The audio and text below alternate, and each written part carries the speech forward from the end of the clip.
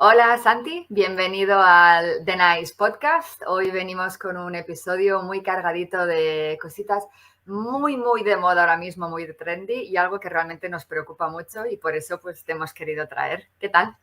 Encantado, muchísimas gracias por invitarme y de estar aquí con vosotros. Realmente es una iniciativa fantástica y todo lo que pueda ser, pues, transmitir un poquito lo que hacemos. Si puede ayudar a alguien, pues mejor que mejor.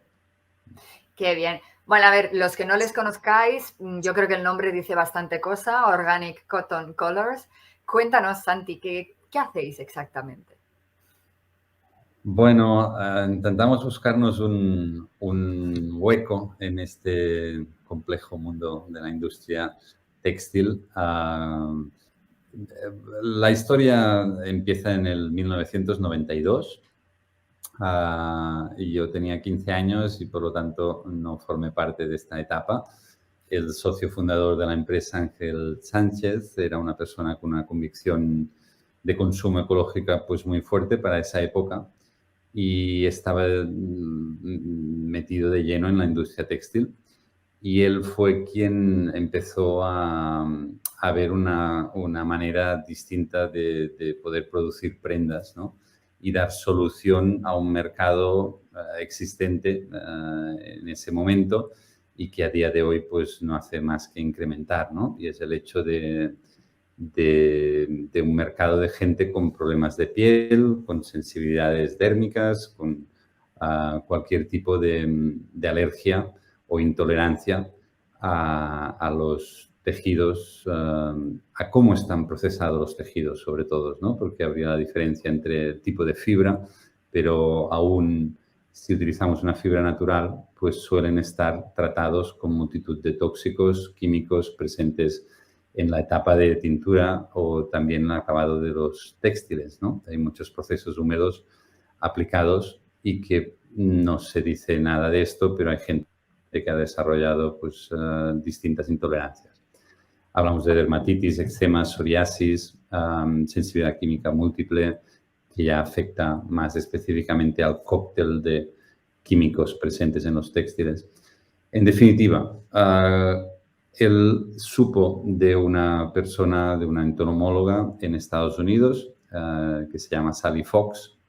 Ella fue quien inició, fue pionera en el protocolo de cultivo orgánico, pero también hizo algo muy notorio y distinto o muy exclusivo en esa época, que fue recuperar, preservar esas semillas ancestrales naturales que daban color al algodón.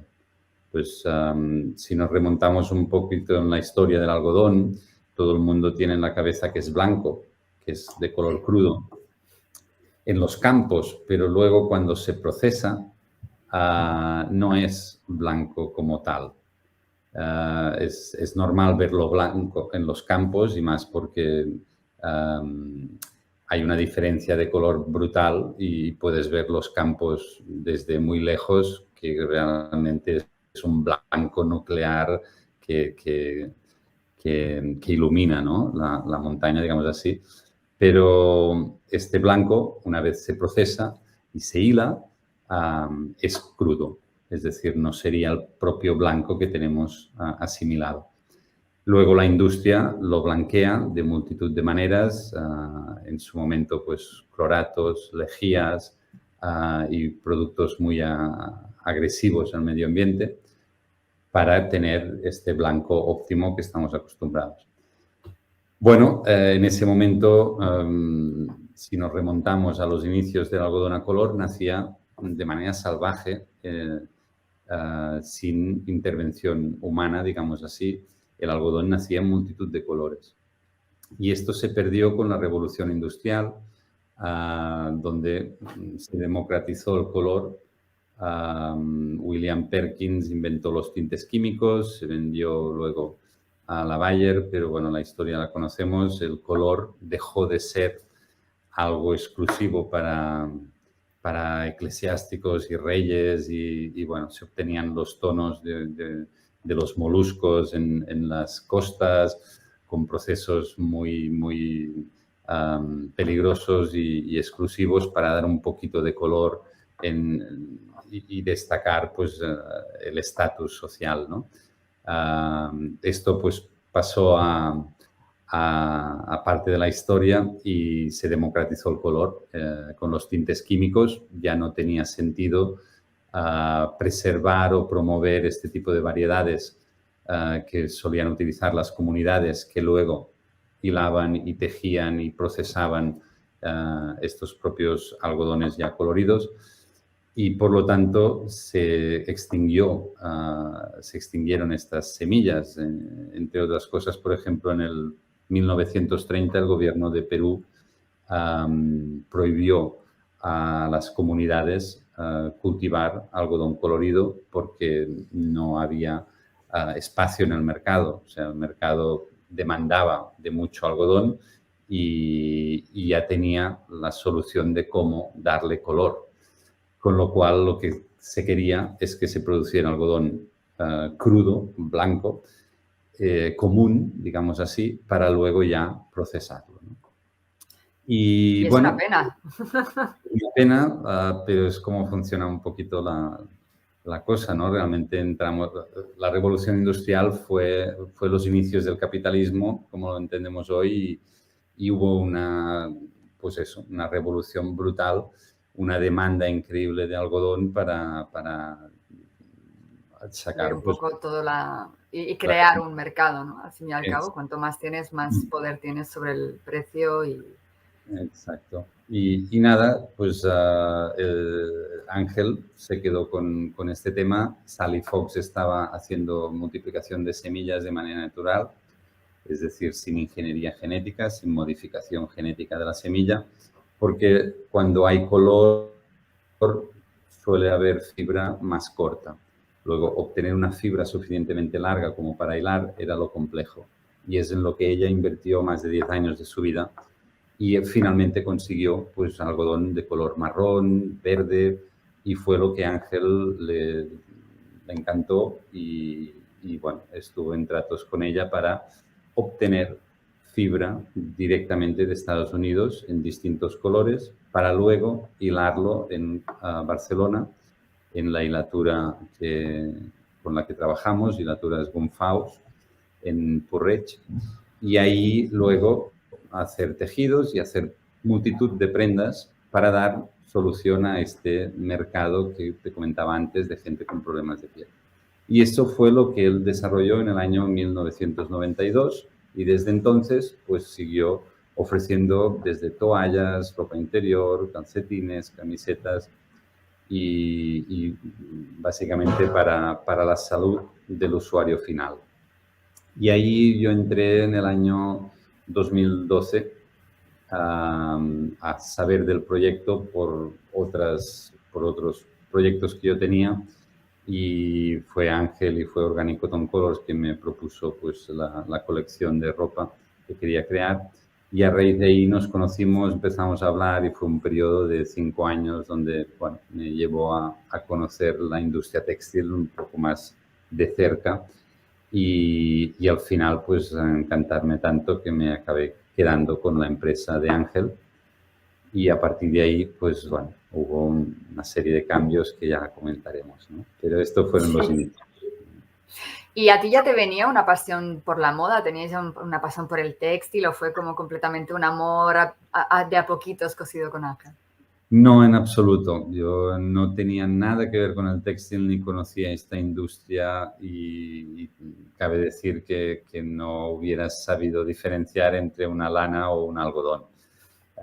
Entonces, a mí lo que me encandilló y me motivó fue el concepto de preservación de estas variedades, del algodón colorido, el hecho de que fuera orgánico y vi una posibilidad de crear un negocio con el tiempo. Yo en ese momento estaba en la empresa familiar y buscaba desde hace años pues algún proyecto que realmente me nutriera y pudiera desarrollar mi pasión por los negocios, ¿no? Y me metí, de hecho, pues de lleno en la industria textil, que es compleja, pero como te dije, estuvimos 5 años con Ángel pues un poco entendiendo todo cómo funciona. La hilatura, la tejeduría, los acabados textiles, la manufactura es muy complejo y cuando tocas un poco de cada rama, es decir, la industria textil normalmente quien se dedica a hilar no sabe o no es su mercado, no es su negocio meterse en el tejer, ¿no?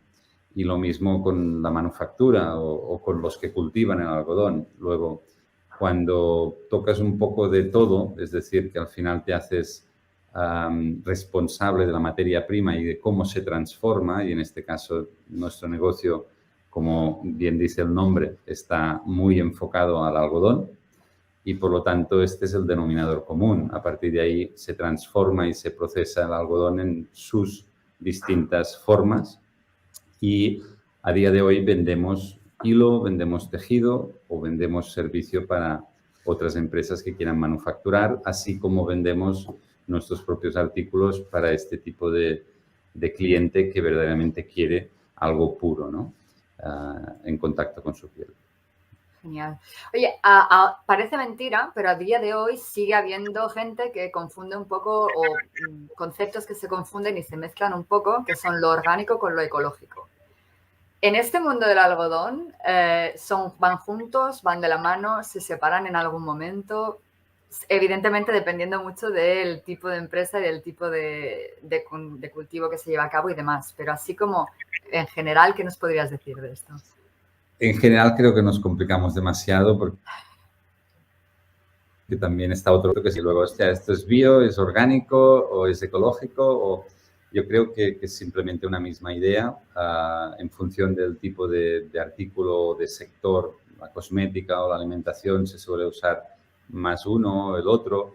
Al final todo se resume en una circunstancia que poca gente sabe o tiene presente, que es la semilla. Si tú plantas un limón o el algodón o cualquier alimento o material que esté plantado y que haya un cultivo de ese material, todo empieza con la semilla. Y la semilla no puede ser modificada genéticamente. Es decir, que cuando hablamos del concepto orgánico o ecológico, todo empieza con una semilla que no es modificada genéticamente. Esto es importante porque a día de hoy la mayoría de alimentos que consumimos provienen de modificación genética de la propia semilla para conseguir prestaciones o comportamientos que vayan a maximizar la producción de dicho artículo o a minimizar las plagas o los efectos que pueda tener. Es decir, para optimizar. Luego, otro debate sería si esto es bueno para la biodiversidad o no, ¿no? Y es un debate ya mucho más profundo. Evidentemente, nosotros defendemos el hecho de que la naturaleza es bastante sabia y mejor no modificarla demasiado. Por los efectos que conlleva, no solo en la producción o comercialización de dicho artículo, sino en la biodiversidad propia del espacio donde se planta, ¿no? Esto es lo primero y luego, evidentemente, viene el segundo proceso, que es que no puede haber químicos presentes en la etapa de cultivo.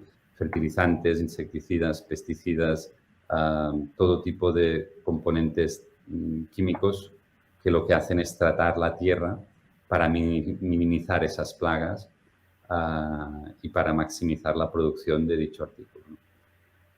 Esto es importante porque en el caso del algodón, pues en India hace ya unos 15 años se empezó a introducir el algodón BT, que era una semilla modificada genéticamente, distribuida por el grupo Monsanto y que luego se ofrecían a los agricultores todos los productos químicos que debían utilizar con dicha semilla.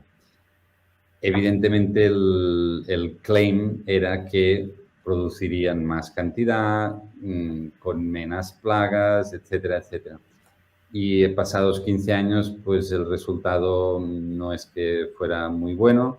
De hecho, estos agricultores estaban sujetos a comprar los artículos, los productos químicos distribuidos o vendidos por la misma empresa que les vendía las semillas, con lo cual no podían salir de ahí, los precios se incrementaban y los costes de producción iban incrementando a medida que pasaban los años, pero también iban en detrimento de la riqueza del suelo, que iba siendo cada vez más pobre y por lo tanto se requerían más productos químicos para tratar esa tierra y que verdaderamente fuera fértil a cada año. Bueno, los resultados están ahí en internet y todo el mundo puede chequear e informarse, pero digamos que fue una experiencia que a día de hoy se define como que no era la solución. Pues esto es lo que significa orgánico. Básicamente una semilla no modificada genéticamente y un tratamiento del cultivo exento de todos químicos y por lo tanto lo que se hace es nutrir el suelo con otros métodos mucho más naturales y amigables con la biodiversidad. Porque de hecho, si no tengo mal entendido, tuvisteis una aventura por India antes de decidiros de fabricar donde fabricáis ahora. Sí, bueno, es un poco en la línea de lo que te comentaba cuando yo cogí la empresa. El objetivo era ampliar el control de nuestra cadena de suministro.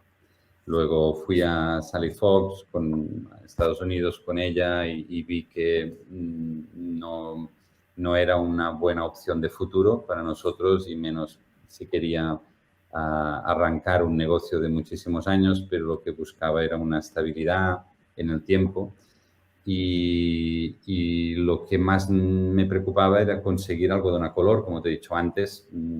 Ni había mucho. Hay determinados países como Perú, como Brasil, en China también hay algo, pero no en todos los países donde se cultiva algodón tienen estas variedades antiguas, ¿no? Y lo que hay hoy en día son muchos programas de obtener color en el algodón, pero a base de modificación genética, cosa que no nos interesaba. Luego en una feria en Alemania conocí un empresario indio que estaba súper interesado y de hecho llevaba como 10 años trabajando con universidades para conseguir algodón a color. Y esto nos llevó a mí y a Ángela a visitar la India en la zona del sur, en Tirupur. Y bueno, ahí probamos la posibilidad de que fueran el proveedor de algodón, ¿no? Para esta nueva etapa en el proyecto. Pero bueno, fue un poco esperpéntico todo lo que nos encontramos allí y la manera en la que querían que trabajáramos y al final pues no acabó resultando. Y el siguiente país que visitamos fue Brasil y la verdad es que desde el inicio nos encontramos muy a gusto con un proyecto que había creado, se llamaba La Red, donde quería recuperar que muchos agricultores locales, familiares, volvieran a producir algodón. En Brasil pasó un poco lo que pasó aquí en Cataluña con las uvas, que hubo una plaga, la filoxera, que bueno, redució muchísimo la producción de uvas. Y en Brasil fue lo mismo con el bicudo. Pues hubo unos años donde apareció el bicudo. Las malas lenguas dicen que no apareció solo. Que no apareció solo y que vino de Estados Unidos por intereses. Pensad que Brasil es aún hoy el segundo exportador mundial de algodón, no orgánico, sino convencional en el mundo. Y bueno, en definitiva apareció el bicudo y muchos agricultores locales de la zona del nordeste, que es donde mayoritariamente se cultivaba el algodón en Brasil, pues dejaron de cultivar. Y bueno, este proyecto social se llamaba La Red, lo que hizo fue impulsar otra vez a que pequeños agricultores familiares volvieran a cultivar algodón. pero de manera orgánica. Y también promoviendo el concepto del colorido, el algodón colorido, para hacer un diferenciamiento entre la oferta que Brasil podía dar al mundo en algodón, ¿no? Y ahí hubo mucho dinero invirtiendo lo que es el gobierno de Brasil para volver a preservar este tipo de variedades. Y nos encontramos pues un poquito con todo este trabajo hecho y lo que hicimos fue establecernos como una empresa amiga que lo que quería era promover y dar estabilidad a un grupo determinado de agricultores para cada año y pues que pudiéramos obtener el algodón colorido orgánico de Brasil para luego procesarlo en Europa. Y este fue un poco... Perdona. No, que iba a preguntarte que en lo que es el color, las 3 variedades con las que más trabajáis, bueno, con la que hay, ¿no?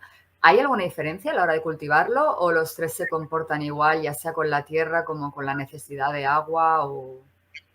No, es lo mismo, ¿eh? Es una cuestión de que se tienen que estar las áreas separadas porque se pueden contaminar de manera natural por polinización o por proximidad, por el viento, es decir, las áreas tienen que estar bien diferenciadas.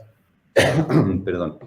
Y luego, nada más, la productividad también suele ser más baja, la fibra es más corta, pero no, parte de esto no deja de ser algodón y es lo mismo. Luego está claro que el tono resultante no se puede controlar. Hay muchas empresas que están interesadas y luego me piden pues análisis de color fastness y exactamente el tono que recibirán y esto es lo que no es controlable. En un color natural a cada año puede haber variaciones por la época de sol, que es la que suele fijar el color. El algodón necesita un periodo de mucha lluvia y luego un periodo de mucha sequedad y sol. Luego, bueno, en función de cómo van estos periodos, pues puede el tono también variar alguna cosa. Luego, si esa semilla se ha utilizado durante 5 o 7 años, también el color va mimando un poco. Pero bueno, suelen ser tonos muy parecidos, pero no podemos controlar el tono. Y es lo bonito también, ¿no? De tener algo que sea como tiene que ser y no ser tan esclavos del color, ¿no? Luego nosotros lo que hacemos es mezclarlo con algodón al 50% para dar un tono que creemos un poco más comercial, pero también sobre todo el hecho de que ganamos en calidad de hilo. Al mezclarlo, las fibras blancas suelen ser algo más largas, luego también se obtiene un hilo más de mejor calidad.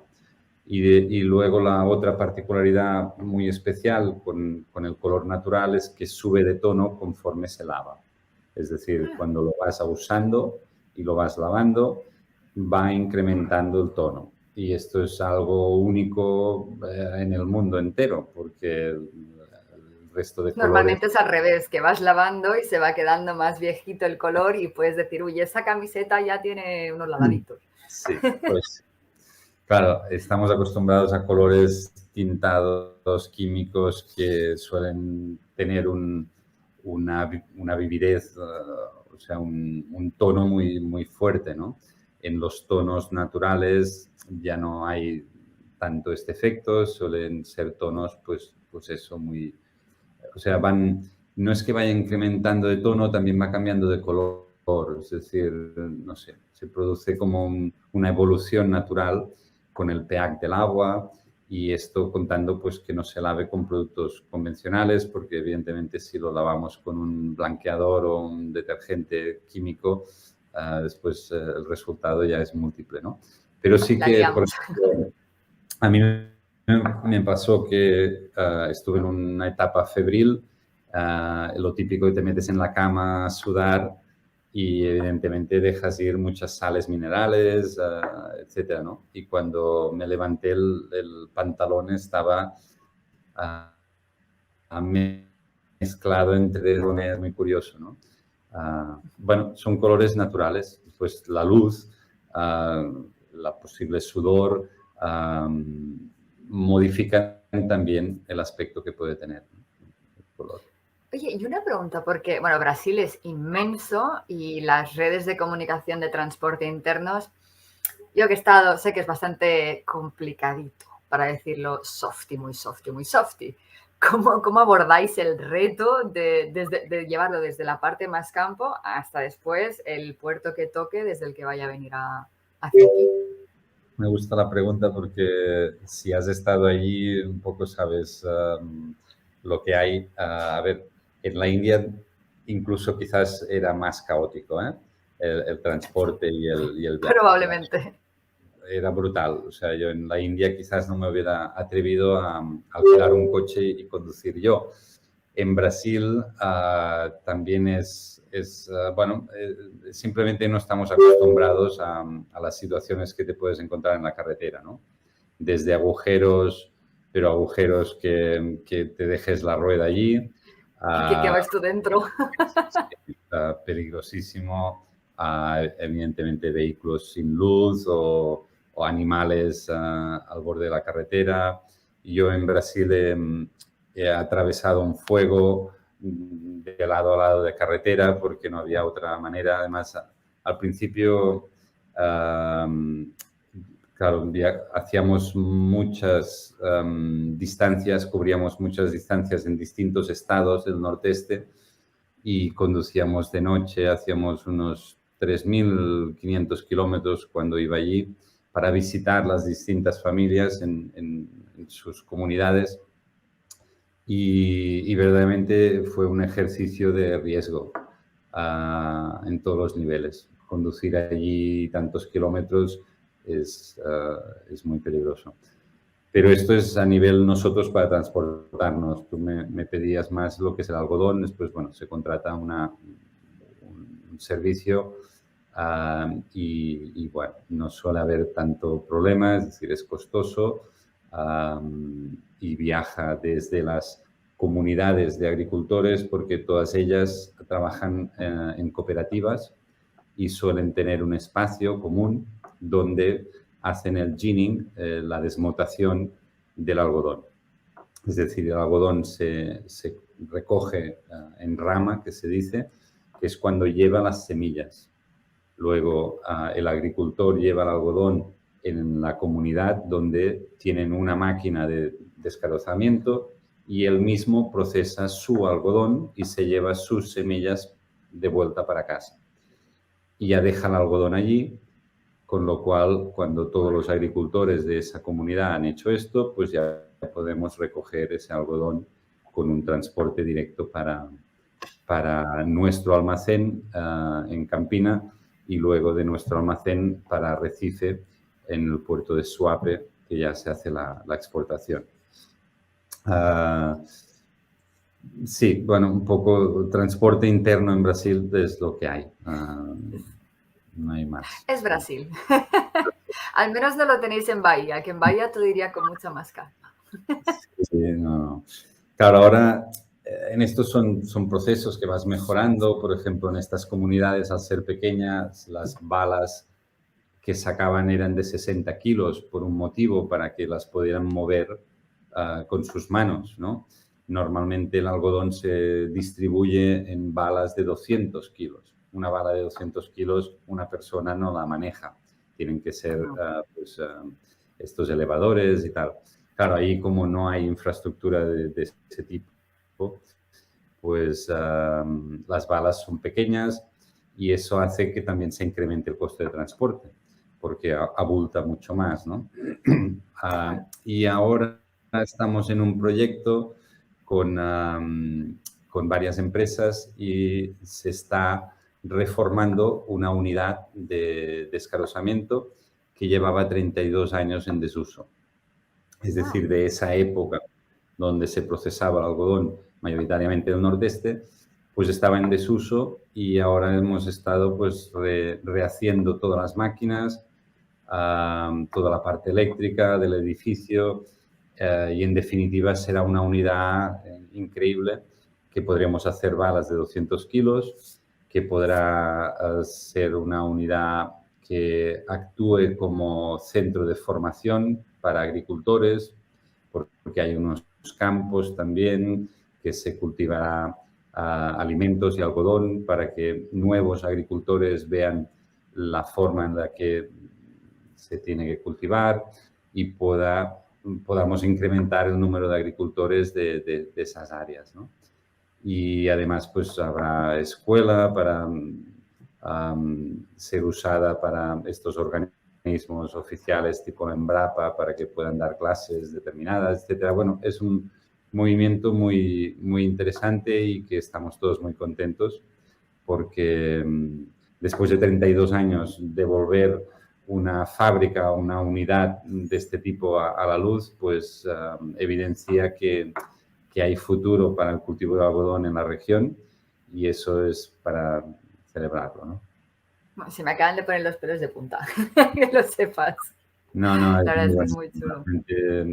Claro, toda esa gente ha vivido, imagínate, 32 años, hay muchos, el mismo procurador de la ciudad, el alcalde, estuvimos reunidos, no lo habían visto nunca en funcionamiento.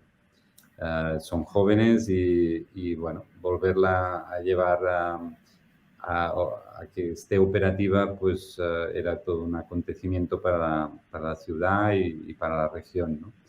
Yo creo que al final, estamos en un momento donde creo que hay futuro para el algodón orgánico, para incrementar las áreas y los números de agricultores y estos agricultores, asimismo, para ellos es una cultura nueva que ya conocían desde hace muchísimos años, porque el algodón era muy común en la zona, pero que ahora habían pasado a cultivar otras culturas, ¿no? Luego, el algodón siempre ha actuado como una forma de ingreso añadido, porque con los otros alimentos lo que hacen es autoabastecerse y también los pueden vender en mercados orgánicos, o sea que ya obtienen una renta, pero más que nada era un bien de primera necesidad, ya sea para dar comida a los animales o para comer ellos, ¿no?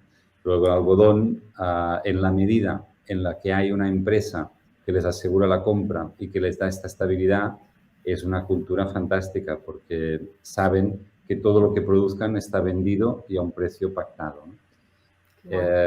La única variable que no podemos controlar es la lluvia. Y como no hay sistemas de irrigación, solo cuentan con el agua que llueva. Y la lluvia últimamente está bastante descontroladita. Sí. Que llueve aquí y al cabo de 10 kilómetros ya no llueve, está muy poco homogénea. Y es uno de los retos pues, que verdaderamente no podemos hacer mucho, ¿no?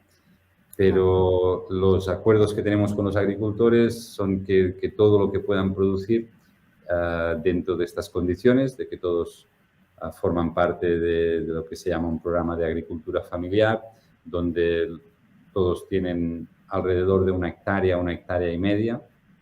Esto es muy poco terreno si hablamos de cultivo de algodón. Pensad que en Estados Unidos un agricultor de algodón orgánico pequeño suele tener unas 600 hectáreas. ¡Qué barbaridad! Nosotros hablamos de agricultores de 1 hectárea. Es súper pequeño, pero verdaderamente es la manera de maximizar el impacto con la actividad que realizamos, ¿no? Nosotros estamos manejando alrededor de 300 agricultores actualmente y son 300 familias que saben que tienen asegurada toda la producción, ¿no? Y esto genera un impacto social pues muy interesante. Okay. Y dentro de esta hectárea, el algodón es una planta que requiere bastante de la tierra. ¿hay algún tipo de rotación que se tiene que hacer con algún otro tipo de alimento que se esté plantando o que le devuelva las propiedades a la tierra, o se puede ir manteniendo solo el algodón? Es que ningún agricultor cultiva solo algodón. O sea, todos los agricultores hacen una agricultura regenerativa, agricultura agroecológica, dicen allí, o sea, al final se combinan siempre 4 o 5 alimentos. Millo, feijão,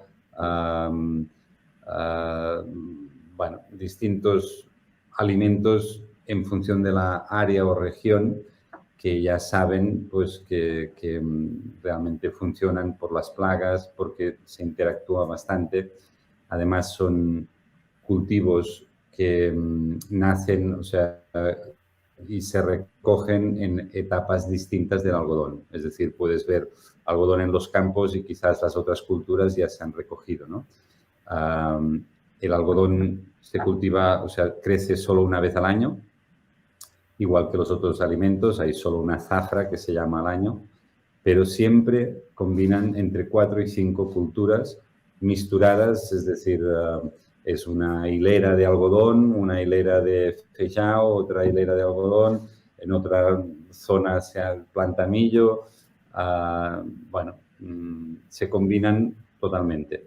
Y eso les da la posibilidad de cultivar a cada año en la misma área, que es la única que tienen y la que explotan anualmente. Qué bueno. ¿Crees que esto puede llegar a Europa en algún momento del futuro o aquí es imposible que lleguemos a este tipo de cultivo por el mercado y por el espacio? En España sé de algún proyecto que está intentando entrar en el concepto de que sea orgánico. No está siendo fácil, pero yo creo que se conseguirá. Esto es un tema, es decir, obtener algodón orgánico local o de España. En Grecia también hay algún proyecto y ya se está haciendo. Es decir, que sí, podríamos decir que ya es una realidad. Si esto se puede escalar hasta el punto de que seamos o estemos en el panorama de productores de algodón orgánico en el mundo, no lo sé. Lo que sí sé es que será muy difícil o prácticamente imposible reproducir las circunstancias que hay en Brasil aquí en España. Y esto es lo que al final tenemos que tener en cuenta. En muchas ferias que vamos, hablo con gente y me dice, claro, pero es que llevarlo de Brasil, las emisiones de CO2, el transporte, ¿no? Y es cierto, es decir, si pudiéramos cultivarlo aquí al lado, pues sería genial. Pero nos tenemos que plantear la solución en el conjunto. Es decir, claro, producir localmente es bueno para las emisiones de CO2. Pero si luego no generamos un impacto social, es decir, miramos la realidad aquí en España, ¿a quién contratamos para recoger las aceitunas, para hacer aceite? O sea, nos tenemos que ir en programas de buscar gente en Sudáfrica, inmigrantes que verdaderamente quieran recoger las aceitunas. Sí. Si tenemos que hacer algo similar con el algodón, yo creo que en la balanza entre emisiones de CO2 e impacto social no salimos ganando. Es decir, en Brasil se producen una circunstancia que aquí no veo que sea replicable. No veo que haya agricultores locales que toda su familia viva en el campo y viva de lo que cultive junto con el algodón y trabaje la tierra en propiedad. O sea, no vale decir, vale, tengo un terreno que me cede un terrateniente que podría ser la duquesa de Alba. ¿Cómo por poner un ejemplo? Por ejemplo, y dice, vale, yo os cedo 1000 hectáreas de terreno en España y ahora, ¿quién las trabaja? ¿Y quién cuida de este terreno? Es que es complejo. Y ahí no, y además que el terreno tiene que dejar de... Igual en el algodón hablo de más, pero sé que en otras cosas para considerarlo tienes que dejarlo reposar de todos los químicos que se han ido poniendo en los últimos años de diferentes productos, que la tierra se renueve y que se salgan todos este tipo de químicos para poderlo considerar orgánico. Hoy se planta algodón, lo que se llama en transición, es decir, que no puede tener la certificación orgánica, pero bueno, está en camino de, y es a base de no aplicar nuevos químicos y dejar la tierra limpia. Sí hay un proceso, pero yo voy más al Sí, impacto. no, que quién se pone a, ¿no? Que estamos todos, queremos todos mucho, Claro, pero después a la hora de ponernos en el barro cuesta más. En India, por ejemplo, vi campos grandes, pero el propietario no trabajaba el campo. El propietario estaba en su oficina. Luego, vale, contratas a agricultores y les pagas lo justo y puedes decir que es, bueno, que estás empleando gente con un sueldo justo para que trabaje ese campo, pero no sé, veo que es un poco más del sistema industrial que se ha llevado a cabo, ¿no? Alguien que es propietario de un terreno lo explota de una manera justa y legítima, cultivando un monocultivo de algodón, en este caso orgánico, para sacar una producción fantástico. Esto es la mayoría del algodón orgánico, es así. En Brasil, o sea, es otro sistema totalmente distinto. Estamos apoyando y dando estabilidad a familias que viven de explotar su propio terreno y creo que esto, bueno, es lo que verdaderamente nos orgullece y lo que queremos que podamos incrementar el número de agricultores, porque el objetivo y compromiso que tenemos es de no decrementar agricultores. Es decir, cuando firmamos acuerdos con ellos, ya forman parte del proyecto y luego ya tienen esta estabilidad a cada año. A medida que aumentemos la demanda, generaremos nuevos grupos de agricultores para que formen parte del proyecto. ¿Y quién crees dentro de lo que es la industria en general? ¿De dónde viene el cambio a que todos realmente nos concienciemos un poco y vayamos hacia un algodón más orgánico? ¿Desde el consumidor que lo pide o desde la marca que lo ofrece? El dilema. El huevo o la gallina, ¿no? Tal cual. No sé, yo quiero pensar de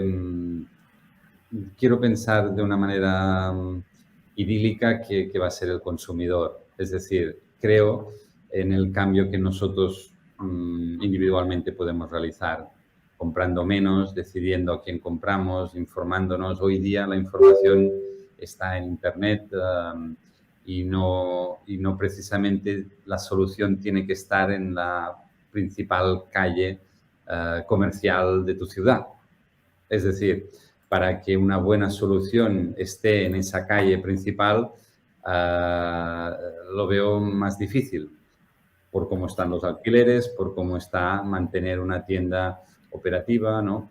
Luego, claro que hay marcas que hacen bien las cosas, pero también hay muchas que al final van al mismo sistema de intentar que la industria pues continúa con su andada, ¿no? De seguir produciendo, seguir creciendo y no sé hasta qué punto esto, por más que se utilicen fibras recicladas, por más que haya una legislación a nivel europeo, pues que venga y que acote un poco las fibras que se puedan utilizar.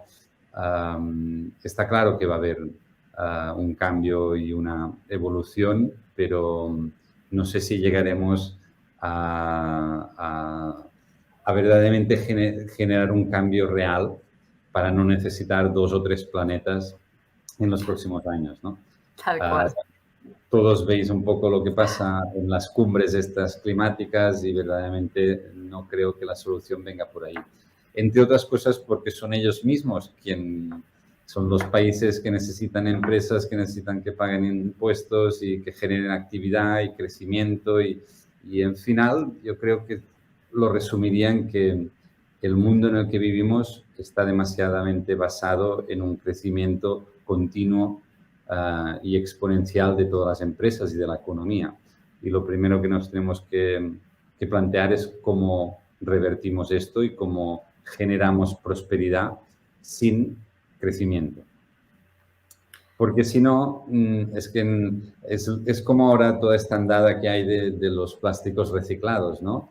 Vale, ahora yo como consumidor, fantástico, porque puedo seguir consumiendo a un precio similar un producto que supuestamente viene de botellas de plástico y me puedo ir a casa con ese producto pensando que yo soy la solución del mundo y para erradicar el plástico. Pero en realidad estamos continuando generando envases de plástico. Si no reducimos la generación de envases de plástico, da igual que hagas ropa o que hagas lo que sea, el plástico está ahí. Es como un Y parche, ¿no? Como un parche para cuando quieres dejar de fumar, que te pones el parche de nicotina, dices, sigues necesitando la nicotina, pero al menos estoy haciendo algo, ¿no? Es la tranquilidad mental de decir, bueno, me autoengaño un poquito, digo que si me pongo unos leggings reciclados lo estoy haciendo genial, pero tengo los 8 bricks de leche en la nevera. sí, sí. Es complejo todos estos cambios a gran escala, pero sí, verdaderamente yo creo que se está hablando mucho de estas fibras recicladas y de las fibras sintéticas a día de hoy. Seguimos consumiendo más fibras sintéticas que no hace 5 años y el COVID o la pandemia no ha ayudado y lo primero que tenemos que hacer es reducir esta producción de plástico y uso de plástico en monouso para luego ver qué hacemos con el plástico existente, ya sea de redes de pesca, ya sea de botellas de plástico, pero quizás podríamos hacer mesas o sillas o carreteras o, no sé, multitud de productos que no se requiera lavarlos, los usamos y que por lo tanto generen microplásticos y no, yo tampoco creo en este discurso que se da de que se puede seguir fundiendo y convirtiendo una camiseta de poliéster en un sinfín de veces puede volver a ser hilo. No, no. Es decir, la calidad irá bajando, se tendrá que añadir nuevo poliéster mezclado con el antiguo. Al final no es bueno ni para... Acuérdate lo que te decía al principio, todo empezó por una voluntad de ofrecer soluciones a gente con problemas de piel. Y evidentemente el poliéster no es un material apropiado para este efecto, ¿no? Pero tenemos como yo creo que hoy en día la moda sostenible se está consumiendo sin tener en cuenta los efectos en nuestro propio cuerpo. Es decir, se consume hoy moda sostenible por la situación que pasó en el Rana Plaza, por la campaña de Fashion Revolution y dio a conocer mucha de la realidad que se encuentra la gente que trabaja en la industria textil, ¿no? La esclavitud a día de hoy viene a ser un poco esto, ¿no? Las horas que trabajan, los sueldos que se pagan y evidentemente también los efectos en el medio ambiente, ¿no? El color de los ríos cuando se tiñe el color de la temporada, todos los productos químicos utilizados en la industria textil tienen unos efectos en la biodiversidad en general. Y estas dos situaciones es lo que verdaderamente impulsa este incremento de consumo en lo que es moda sostenible. Pero a día de hoy aún no se está hablando de los efectos en la persona, que al final somos los usuarios de la ropa. Y así como en alimentación y en cosmética ha habido verdaderamente una evolución en el consumo hacia orgánico porque la gente entiende que, bueno, una crema te la pones en la piel y tiene unos efectos y lo que comes, evidentemente, somos lo que comemos. Sí. Pero en cambio en la ropa es como que no. Sí, es No como hay... que, nada, Sí, no pasa nada, da no me igual. afecta, ¿no? Y verdaderamente sí, hay muchísimos químicos que interactúan con nuestra piel y no deja de ser el órgano más grande que tenemos. Y verdaderamente hay un mercado de gente con alergias de todo tipo y que nota la diferencia cuando usa un producto que no está altamente tratado, ¿no? Jo, me quedaría hablando contigo horas, Santi. La verdad, es súper interesante, pero ya estamos llegando al final, así que voy a ir con las preguntitas sorpresa que os hacemos a todos. Y empezamos por la fácil, va. ¿Cuál es tu prenda preferida? ¿Qué es esa cosa que cada vez que sales o que tienes más en tu armario? Bueno, aparte de los básicos, decía la camiseta interior o la ropa interior, evidentemente. Yo, por ejemplo, no soy un usuario que tenga o haya desarrollado ningún tipo de alergia a la piel, pero sí que es cierto que, evidentemente, cuando más uso la ropa que realizamos, menos tolero otro tipo de prendas, ¿no? Pues yo hoy ponerme los típicos calzoncillos, que no diré marcas, pero no puedo. Así Ah, como de licra muy colorida y muy de todo. no, no, porque al final experimento un confort en el día a día que es lo que busco, no tanto la estética o la tendencia del mercado, ¿no? Y yo creo que cualquier prenda de algodón en contacto con mi piel sería mi preferida, pero suelo vestir de una manera muy normal. O sea, vivo en medio de la montaña, estoy a 8 minutos del trabajo, estamos en un pueblecito pequeño. Bueno, digamos que he generado una alergia para las grandes ciudades. Cada vez voy menos por ahí y cuando voy Me encanta. salgo más rápido. Te entiendo, vivo en Barcelona, te entiendo mucho. Barcelona, el movimiento, la energía que hay es... bueno. Pero bueno, al final es acostumbrarte. Yo creo que engancha. Cuando estás en áreas con menos movimiento, percibes, es más fácil percibir esa paz interior, esa energía de tranquilidad, ¿no? La ciudad nos altera, nos acelera. Nos acelera. ¿Y qué libro recomendarías? ¿O qué libro te estás leyendo ahora y te está gustando? Ahora estoy leyendo uno de las ideas, porque estamos haciendo un curso de marketing digital, pero yo creo que sí, libros interesantes que me hayan, que vengan un poco hay uno que se llama El Imperio del Algodón, y es muy interesante porque es toda la historia del algodón, cómo se empareja en cómo nació el capitalismo, tal como lo entendido hoy, y repasa pues la historia desde la revolución industrial, etcétera. Es súper interesante. Lo que ahora mismo no me acuerdo del nombre del autor, pero si se pone El Imperio del Algodón ya se... Lo encontraremos. ¿Y tienes una frase preferida? ¿Una quote que te represente o algo que suelas decir así como, hostia, esto? ¿Frase has dicho o cómo has Sí, una dicho? frase. Por ejemplo, yo digo muchas veces no hay drama. Los que me conocéis lo sabéis. Me paso el día, no hay drama. Nosotros ahora últimamente decimos mucho el tot anirà bé, ¿no? Everything is gonna be all right. Pues me Pero gusta. bueno, aquí tenemos una palabra que nos gusta mucho desde siempre, que es resiliencia, ¿no? Y es esta capacidad de adaptarse al cambio. Y estamos en momentos donde hace falta, hace falta ser positivo y pensar en que, bueno, el tiempo y la resiliencia, pues tiene este efecto de poder vencer las dificultades que van surgiendo en el día a día, que son muchísimas. Y así ya para acabar, ¿a quién te gustaría que invitáramos a que se mojara y se pusiera aquí delante de la cámara en The Nice Podcast? Pues mira, yo creo que estaría bien invitar a la gente de Infinite Denim en Barcelona. Ellos hacen, bueno, dan un segundo uso a los jeans, triturándolos y haciendo un montón de productos de los jeans que recogen de distintas organizaciones. Creo que hacen un proyecto muy bueno y bueno, los conocemos hace tiempo y sería Pues una los candidata. contactaremos. Los contactaremos definitivamente. Ah, y una cosa que te la quería preguntar al principio y al final entre una cosa y otra como que me voy liando. El nombre, Organic Cotton Colors, cada vez que lo leo me viene a la cabeza cierta marca con cierto marketing de colores. Ya.